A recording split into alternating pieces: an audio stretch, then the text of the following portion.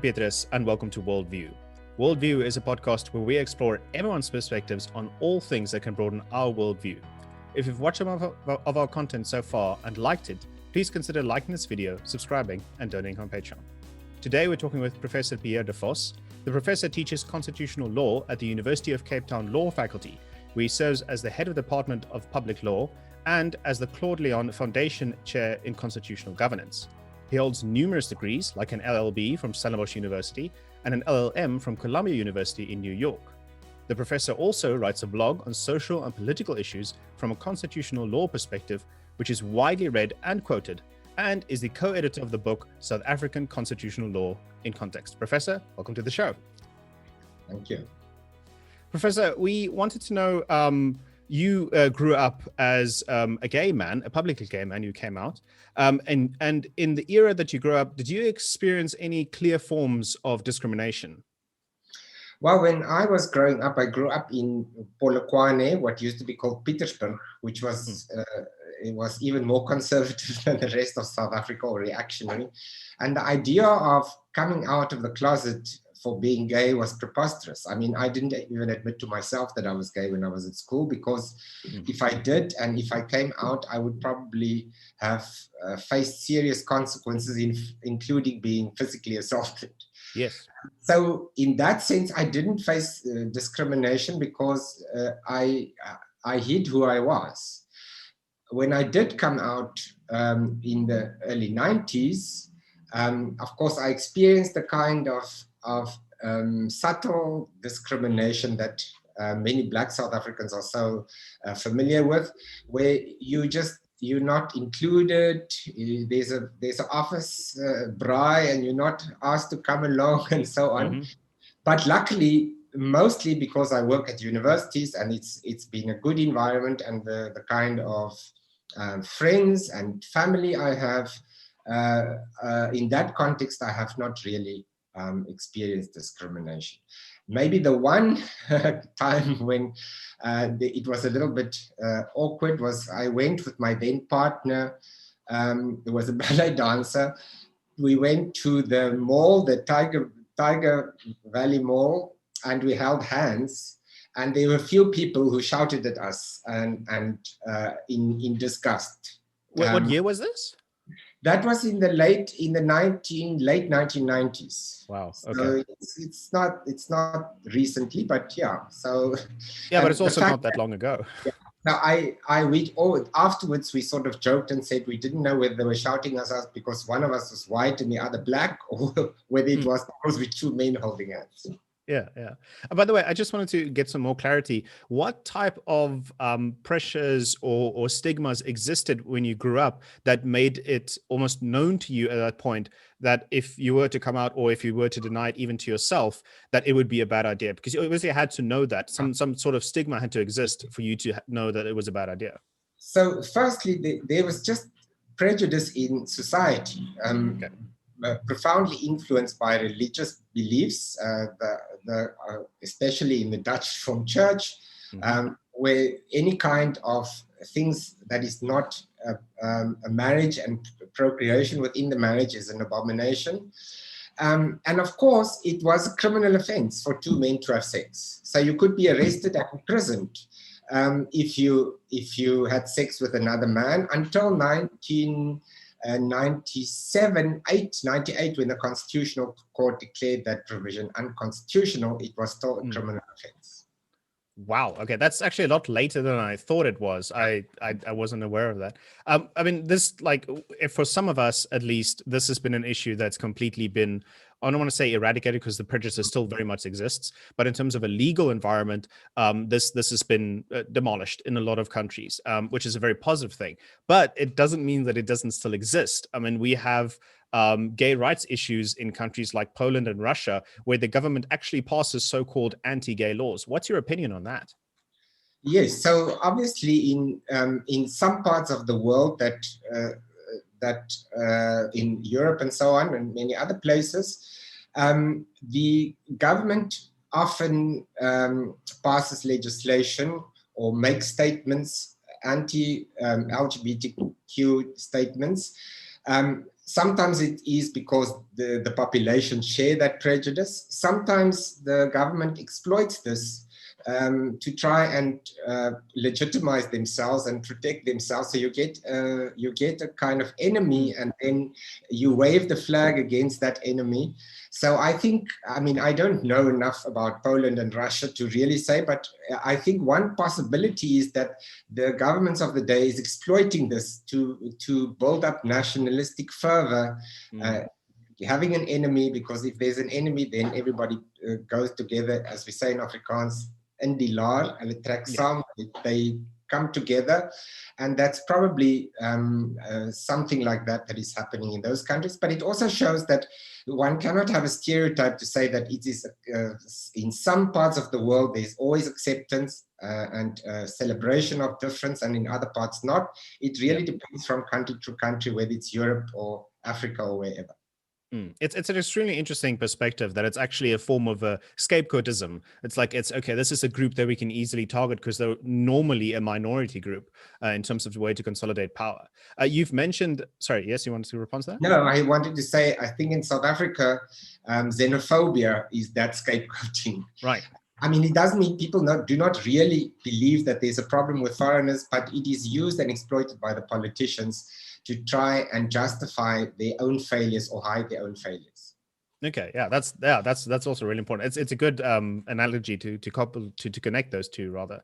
You've mentioned the Dutch Reformed Church in when you were growing up as a form of discrimination specifically against gay people. What's your response to those that say that gay rights infringe on others' freedom of choice or religious beliefs, and that it's to force a preacher to officiate a gay wedding is perhaps like saying, you know, to force a Christian preacher to officiate a Muslim wedding? Do gay rights infringe on religious freedom of religion? Yes, so rights always limit other people's choices. Okay. So my right to life limits your choice to take a gun and kill me. And so the same is with where it comes to discrimination. In our law, the court respects both religious rights and prohibits discrimination. And they do that in the following way. They say you cannot be forced as a priest, for example, to officiate a wedding, a same-sex wedding, if it's against your religion. You cannot be forced to believe that it is fine for people not to be discriminated against. Your right to believe that discrimination is God-given is protected. And your right to say so and to practice it in your church or your religious institution is also protected. What is not protected is your right to use this religion in the public sphere to discriminate against somebody in the ordinary course of life. So if you run a business, you cannot discriminate by not appointing gays or lesbians. If you have a guest house, you cannot prohibit same-sex couples from going there because it's against your religion, because that is not directly your religion. Your religious practices remain protected and they will remain protected. So I think that the clash is more imagined than real in the way at least our courts imagine it. That's an interesting perspective, because you'd think that a church would then almost be like a type of I don't want to base this at all, but like would be a type of a private business where they have the right to do business as they wish they conduct to, but at the same time, private businesses like bakeries and so on, we have a couple of those examples internationally, do not have the right to discriminate there. So would you say that churches there get special preferences? Yes, because there's the right to freedom of religion gives churches and other religious institutions, mosques, shuls, whatever, give them special rights in a way. And so that is different from a business, but not necessarily always. It has to be the church's activities that is directly linked to religious worship. So there was a case, for example, an interesting case, where an organist and music teacher at the Moraletta Park in Gekerk, you might be familiar with that, was fired because they discovered he was gay.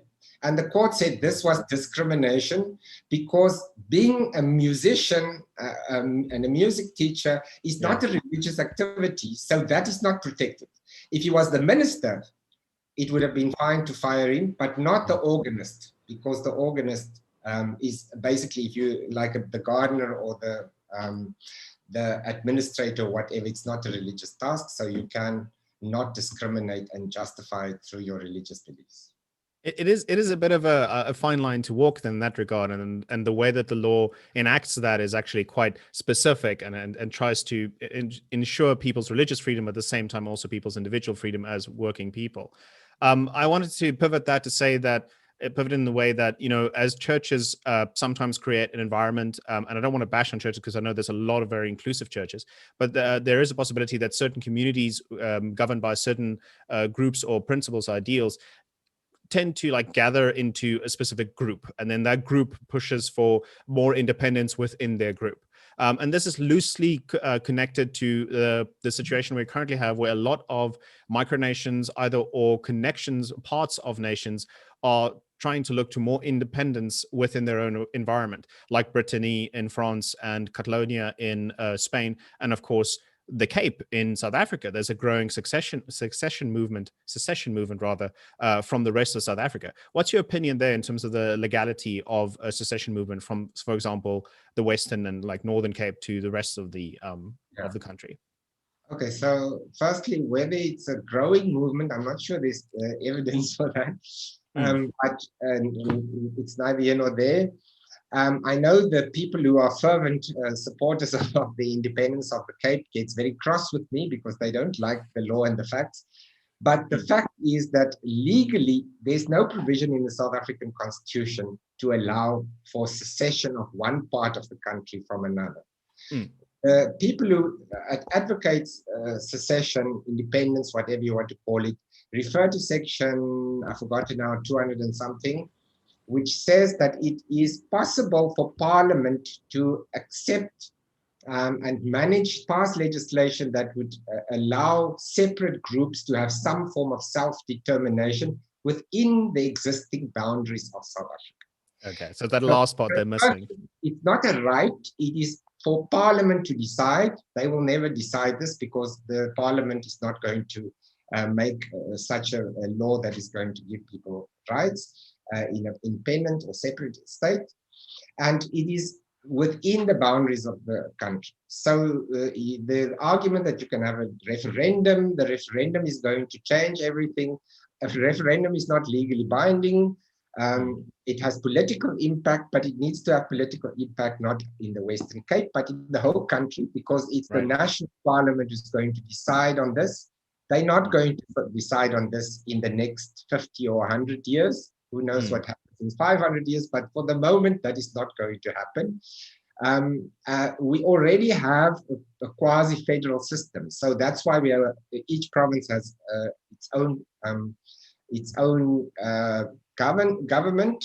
I think a far more realistic, probably also not going to happen, but a far more realistic kind of approach would be to argue for more powers for provincial governments, with the argument that it brings democracy close to the people. That you might be able to sell that in the long term, medium term, but secession, it looks like white people wanting to run away from the rest of the country, so it's politically dead in the water.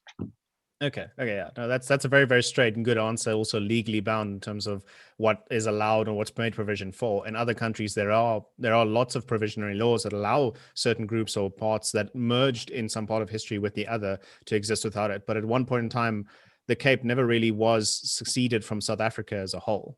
Yes, and in the international law, and these all these examples are where there's one identifiable cultural, religious, ethnic group that wants its independence or separateness or self-determination. The Western Cape is not a place where it is uniform, homogeneous. There are many different cultures, races, languages, and so on. So it doesn't have the same, it is not comparable to the examples of places where there is a much stronger acceptance of self-determination of some sort. Okay. Connecting it to the Western Cape, you're definitely not known to be one of Helen Zille's best friends. Let me put it that way. What's your opinion of? I think it was a couple of years ago. She made a tweet about colonialism that got quite the attention, and those that say that there are positive aspects to colonialism. Yeah.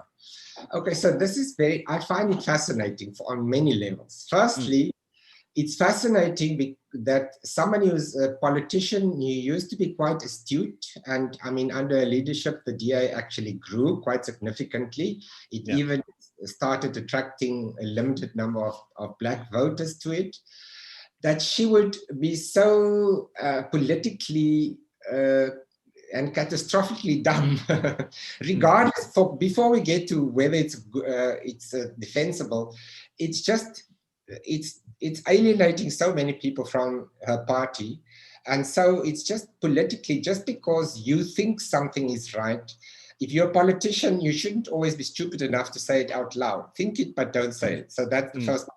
The second point is, I think the argument is so heated because it's an argument about how today we must see the past, and if the way we see the past reflects about how we understand the present.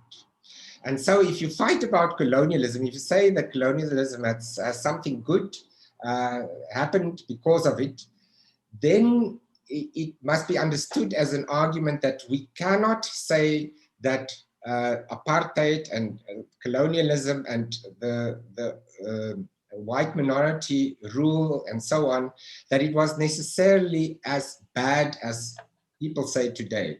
And therefore also, we shouldn't worry too much about race, all these things. So And so I think on that score, it is very difficult to justify this, because you are really telling people whose parents experienced and are still living with the consequences of a system that was dehumanizing and oppressive, and you are trying to make an argument that says your experience was true, but it's not. You're making too much of this. That's how I read it. That's, I think, emotionally how many people read the tweet. And so, so if you want to use a really extreme example, you'd say you can't imagine anybody saying, well, Adolf Hitler was really quite a good person. The Nazis had good elements because they built roads and so on. Yeah. It's a kind of mindset that is almost impossible to compute. Like Helen Zille wanted to say, I'm not saying it's good, I'm just saying there were good things. It doesn't work like that, in the sense that because this is such an emotional issue. Yeah, so because of the connotation with the issue, it's actually not fathomable that you could try and find the silver lining in something that was in general quite a dark cloud. Yes, so it sounds like it is always going to be read by the vast majority of South Africans as a kind of excuse or minimization of the evils of apartheid and colonialism. The details, it's like fighting about whether there are sand on the beach when there's global warming and there's no water left. So yeah. It's completely, it's not an argument one can really have constructively. Yeah, and there are larger issues at hand, frankly. Yeah. So changing that over to one of our current crises in the law sense, in the constitutional law, we currently have the Zondo Commission crisis as it stands. What do you think awaits President or former President Zuma if he continues to defy the commission? And why do you think he believes in trying to do this? Yes, so this is an interesting case. The question of what will happen next, I'm always nervous to say, because you can easily be wrong. What's going to happen, there's now going to be the commission going to the Constitutional Court. If the court accepts that they can hear the case, that it shouldn't be a lower court, they're going to almost certainly find him in contempt of court, because he actually stated that he deliberately flouted the court order.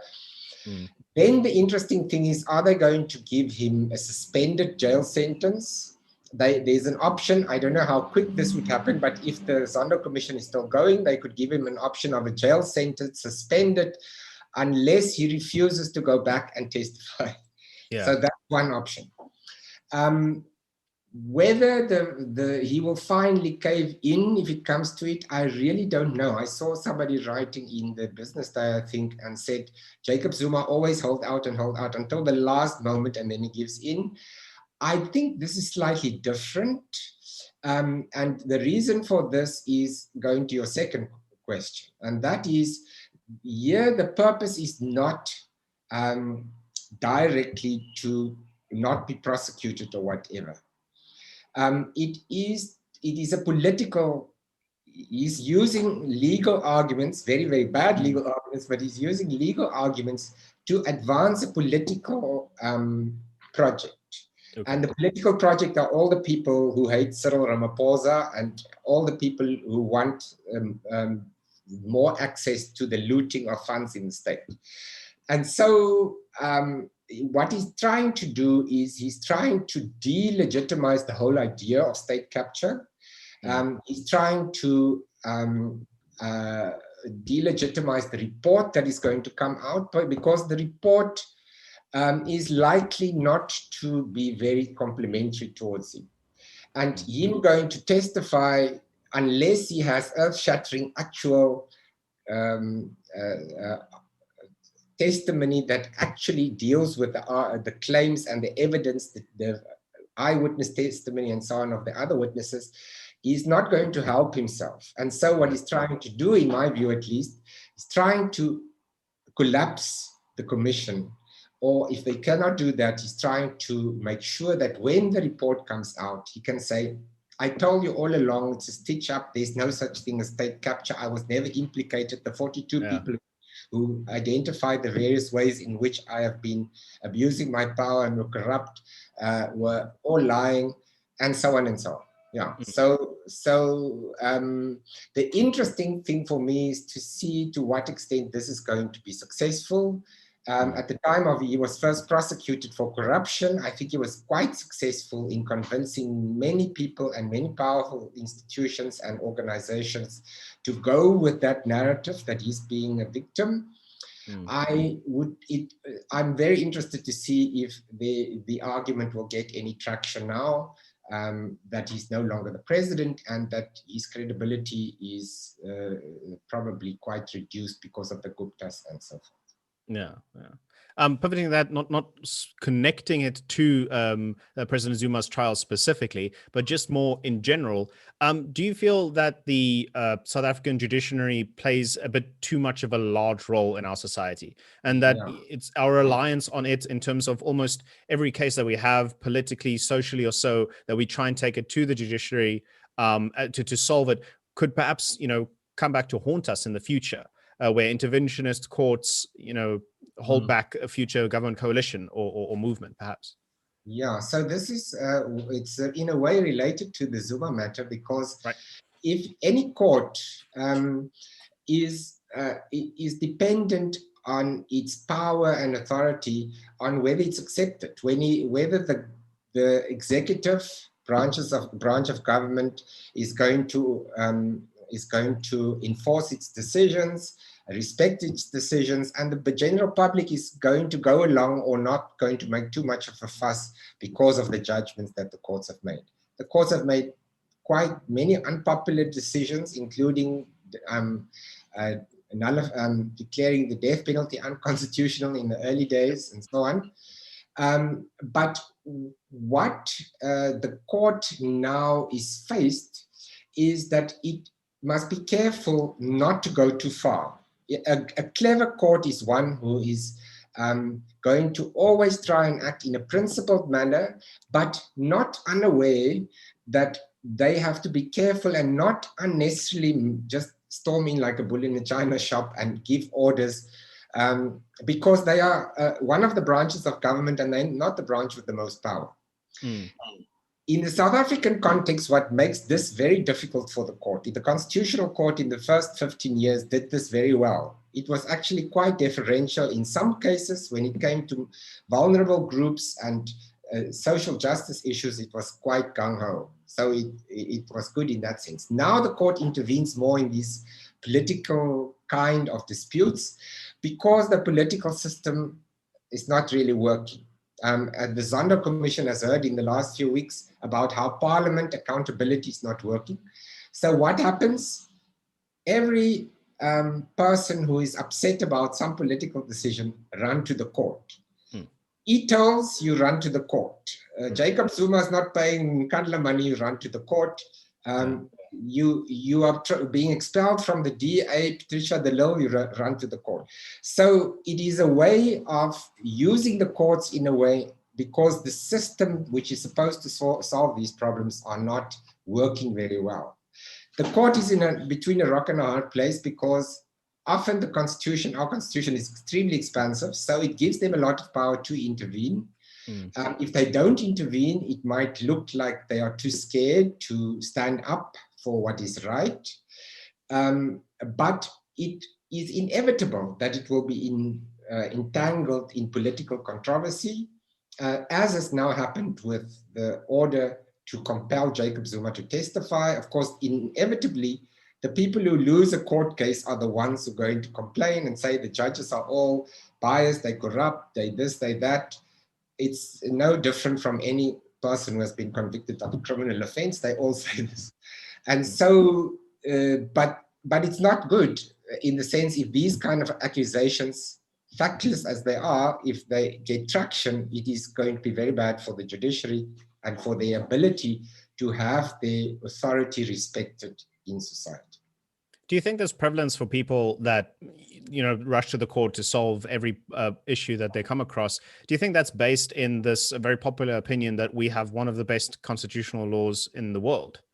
It does help, of course, that not only is the Constitution a very progressive constitution and a constitution that gives power to litigants.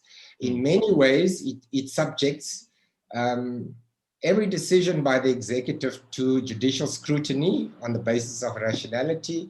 It applies Bill of Rights, the rights in the Bill of Rights. It says it also applies to private institutions, which is quite a radical thing. So there is that, yes. But it's also the judges on the court. The Constitutional Court, since its inception, has been more progressive and more intellectually adventurous, I think, than most other constitutional courts. They're not always as meticulous, but they are really progressive. If you compare the South African Constitutional Court to the US Supreme Court, it is like the difference between, it's like far right versus the left of center for South African court. So South African court is, most of the decisions it makes, the US Supreme Court will never make because it's far too conservative. And that helps for people who want to go to court and have their rights vindicated. Yeah. Right. We recently spoke with Professor Loretta Ferris, who's also at UCT, and she made this, or made me understand this interesting perspective on law, where basically the judiciary is there to interpret the law, which has been decided upon and voted for by the people, to apply that to the various situations that it faces, basically, that the law is being applied to. And in this sense, the judiciary itself isn't actually as much of a group that decides what's right and wrong, but rather just interpreting as best they can the law that the people specifically vote on. What exactly is your perspective in terms? I know the Constitution obviously doesn't quite apply because that's obviously a fixed law that doesn't get changed a lot. But for the policies and the minor laws that get put in, yes. What do you think about that? So obviously the courts and the Constitutional Court, if it is not a Bill of Rights question, if it's not an allegation that your rights have been infringed, they're far more deferential. And they will always say when they review decisions by the public protector or by the president or by a minister or municipality, it's not for us to say whether this decision is good or bad. This happened now with the COVID-19 lockdown regulations. The court often said, we're not saying these regulations are good regulations or the best regulations. That's not our role. Our role is to just say, are these things rational? Is there a purpose for this? And is there a link between what the regulation says and the purpose? That's all we're doing.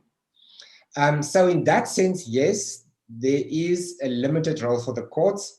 I am more prone to think that there are more discretion involved that the lawyers want to that the lawyers want us to think, because say every piece of legislation you have to interpret it. The meaning is sort of there, but there's always options for different interpretations.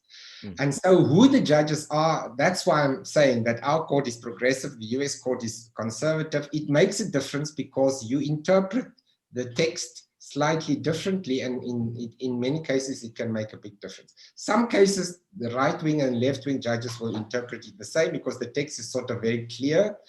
In many cases, not so. So that's why it's actually quite important who is appointed to the Constitutional Court.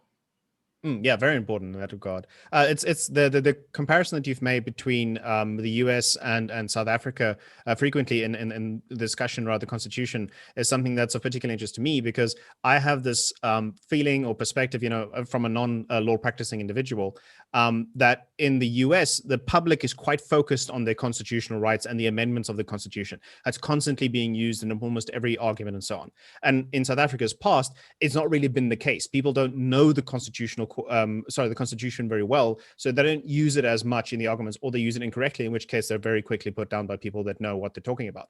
But it's been increasing. Do you feel like this is a trend due to social media and popular online reference to the American system of referring to the Constitution, or is it just the natural progression for people to start talking about the Constitution when it comes to rights? Yeah, I think it's a complicated, I'm not sure there's one answer for this, because on the one hand, especially since the student uprising and protest from 2015 onwards, there's been a strong criticism of constitutionalism and the Constitution as being not being a decolonial constitution. So there's sort of people who say Constitution must fall. Some of my fellow academics say that. So there is a movement to question the Constitution and its legitimacy in some way. But I do think that people are getting used to the fact that they have rights. So I always joke and say, in South Africa, maybe also in the US, people are very quick to claim rights. They are just very reluctant to concede the rights of other people and respect the rights of other people. So we want our own rights, we don't want to give it for other people. Which is basically a summary of the way Jacob Zuma behaves towards the commission. Yeah. Okay. Well, that's quite interesting as well. I always thought it was more of a popular connection between what media people are influenced by being very USA centric in comparison to our media.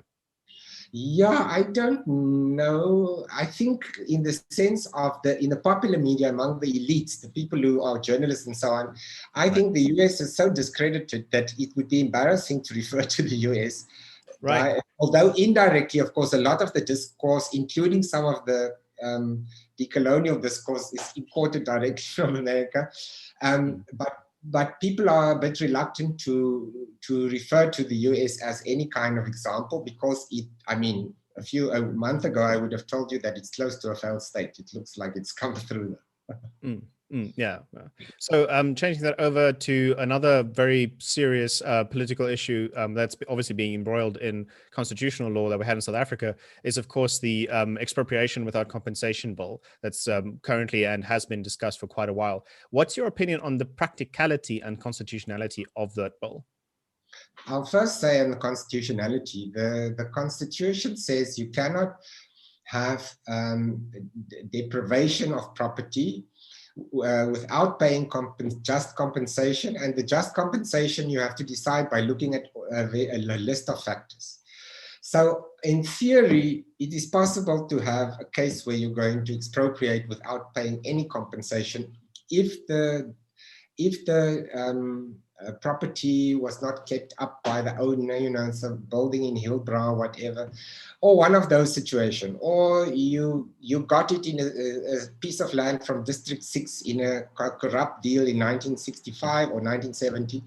It's easy. So the legislation really captures this. So I think the legislation is going to pass constitutional muster. it is not going to do what the EFF is proposing. That's also they criticized the draft legislation because it is not allowing for expropriating ordinary property without paying compensation. It will have to be really exceptional circumstances. So if you have a farm, it's not going to be, that law doesn't allow for expropriation without compensation, or your house, or whatever the case might be. So I read it almost like it's a little bit of it's a PR exercise by the Ramaphosa faction in the ANC, because that must be seen to be doing something. They know that land reform is really serious and it needs to be speeded up. And so they do what politicians do. They pass a piece of legislation that is not really probably going to change that much. Yeah.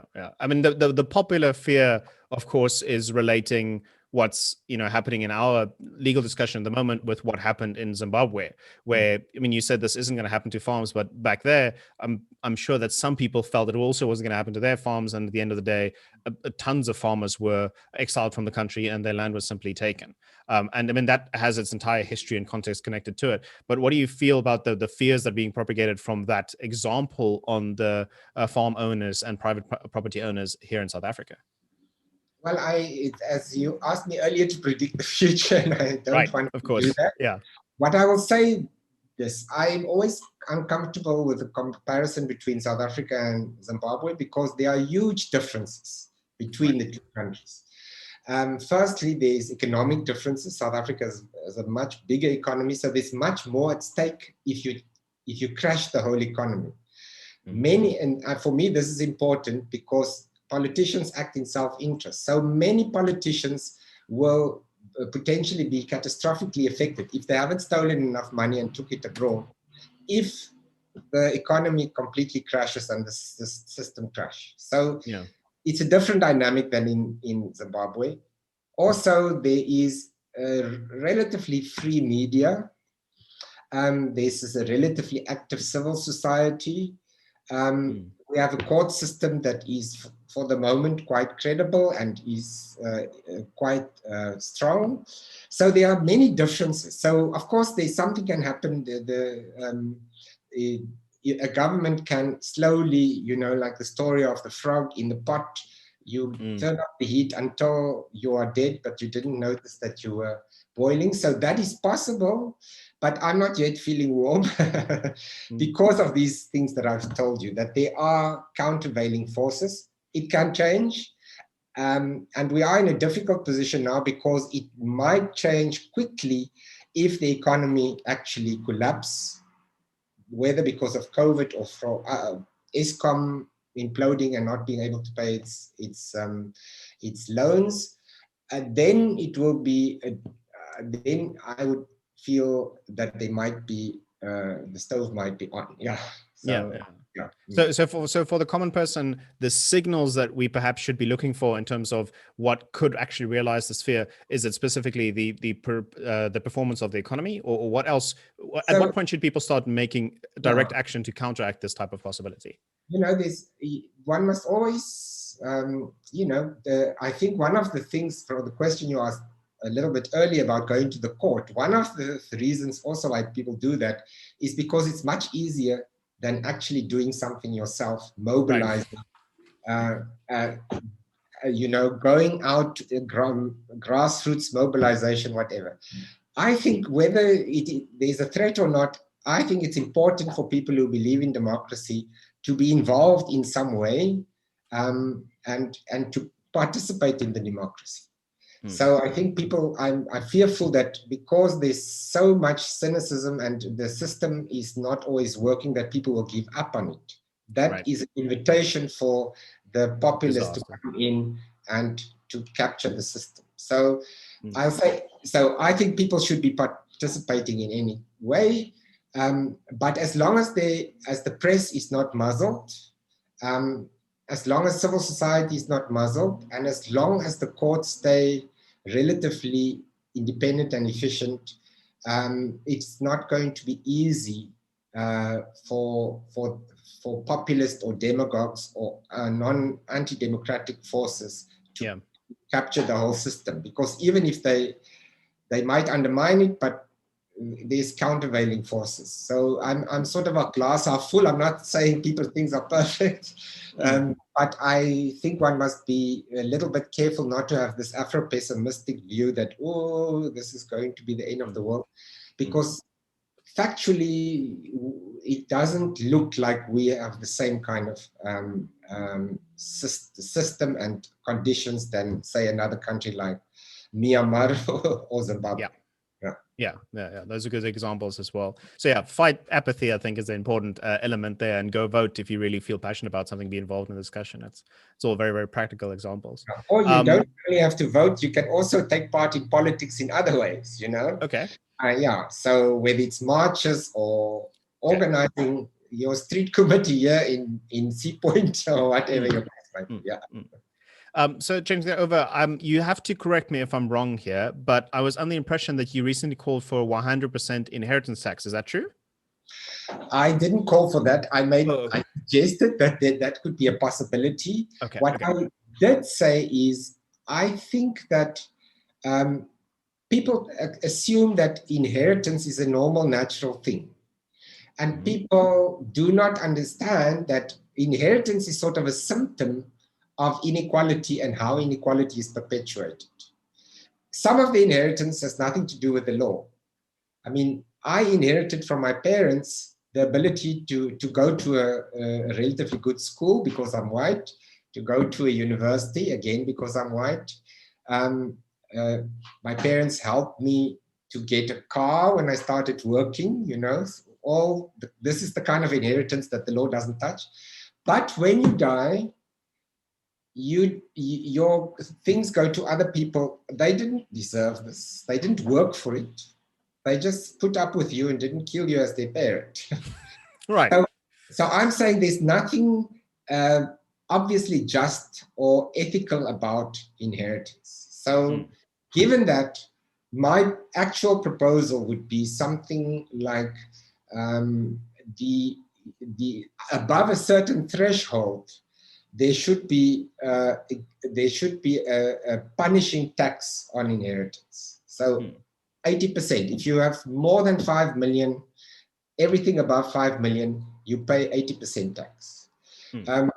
So that makes it difficult for people who are really rich, especially if their wealth is in property, whatever. There's the example in France where there was a version of this kind of punitive property death tax, where Pablo Picasso's widow, she had all these paintings, they were worth hundreds of millions. She couldn't pay the tax on it, so she donated 2/3 of that so that the state can start a museum. Okay. You see, so it's not something that is crazy. Versions of this has been implemented at the moment. It's been rolled back, but yeah. So the two questions is practicality. I don't really have much to say about that. The other one is the question of, is it really an ethically justified thing to inherit from your parents that kind of things that after they die? Yeah. Given that it helps to perpetuate inequality, and given that the inequality in South Africa is structured very much still along racial lines. There's a very traditional perspective that makes an argument that it's almost very traditional or classical, that people are very motivated to work towards building something up for their family and then making sure that family has something that puts them on a next tier. I know this relates to inequality, but puts them on the next tier, that they never have to struggle like they did as children. And that's a motivational force behind inheritance. What do you say to this response that it's demotivating to people that now don't have that ability?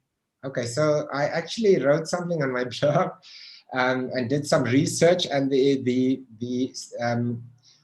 evidence in the form of actual statistical analysis suggests that in countries where there's a very high state tax, the impact on the work ethic of the richest 1% In one study, it said it had no impact. In the other study, it said it had a very small, statistically insignificant impact. Mm. Is that true? I don't know.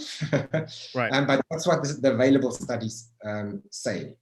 I think this is true because people work for many, I think people don't necessarily work in that way. People work, if you have children, to provide for your children, so they go to university, all that. But you also work and make lots of money because you like money, because you like the status, because you like the adrenaline and the power. And so I think it's at the very least very simplistic, convenient, but a simplistic argument, not necessarily backed up by the available statistical evidence. Right. I mean, there's a perspective where if you're building almost, I'm going to say, part of a private empire almost, you're working very hard and you think that like, yes, my children's children will have this type of, future there. You want it to mean something. And I think that relates in the sense that people want tax to mean something. So that they might not necessarily be against a wealth tax of a sort or an inheritance tax, for that example, something that specifically targets inequality, but they want their money to mean something. So do you think people would be more willing to accept something like this and a wealth tax if they knew that their tax is going to not only help their children, but their country as a whole? In that sense, they're also still leaving that legacy. Yes, of course. Now, that goes without saying. Right. I mean, some people are just allergic to paying taxes. If you're a Republican in the US, you want to lower the taxes for the rich and up it for the poor. But I think most reasonable people are reluctant to pay more tax in South Africa because the money is being wasted, because the corruption has eaten so much of it, incompetence and so on has eaten so much of it. I read in the Vrye Weekblad a few weeks ago of the town where the court ordered the town clerk to provide water. The town hasn't had water for 2 months, and said if he doesn't fix the water in 3 weeks, then he is going to be jailed. It's a bit like Zuma. So there's that, and of course it is a huge problem. Because it makes it much more easier for people to also, even the existing tax, to try and avoid paying the tax, not to be tax compliant, because you feel it's not really going to do what it's supposed to do, or not as much as it should. Right. And then finally, it would be remiss of us, I mean, you mentioned this slightly, but the last question, we just want to ask about the constitutionality and the practicality of the lockdown legislation. This is obviously a heated topic about among every single South African. And there's a lot of debate about this. And also think that, the anti-judiciary movement might perhaps be stemming or getting fuel from that as well. What's your opinion on those legislations? Yeah, one cannot make a blanket assessment because every regulation is different. There are two issues. The first one is there was a very interesting practical, but also conceptually important decision that was taken not to announce a state of emergency in terms of the Constitution, which allows for the derogation of certain rights, but it had to be renewed every after 3 months and then after every month. Instead, we went the way of using the Disaster Management Act. And so that gives the government less powers. Okay. And then you have to ask each regulation, is this rational? Does the act allow you to make this? And is there some logic here in the sense that there's a link between the regulation and what it is trying to achieve? I think many of the regulations were idiotic. Hot food at Woolworths, or you can't go and walk for the first 3 weeks, evening, and then only until 9. That kind of thing. The tobacco ban, and the Supreme Court of Appeal recently said the same thing. Yeah. Most of the provisions, most of the regulations, however, meet this minimum rationality test, which is not the same thing as saying this is the best regulation, or they couldn't have made much better regulations. The two things are not the same. I do want to say that I feel like there's a delay between how the regulations are being assessed, whether they're rational or not, and obviously the law takes its good time in terms of making sure that it is, you know, rational or not, whereas the regulations themselves feel like they're implemented overnight. So there's a complete disconnect there between those two. What do you respond about that?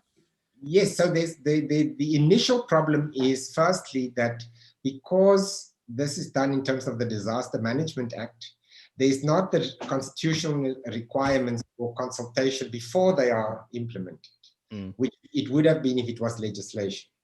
And then secondly, the courts, obviously, especially if it's going to be, the case is going to be appealed, it takes time. It's the nature of the court system.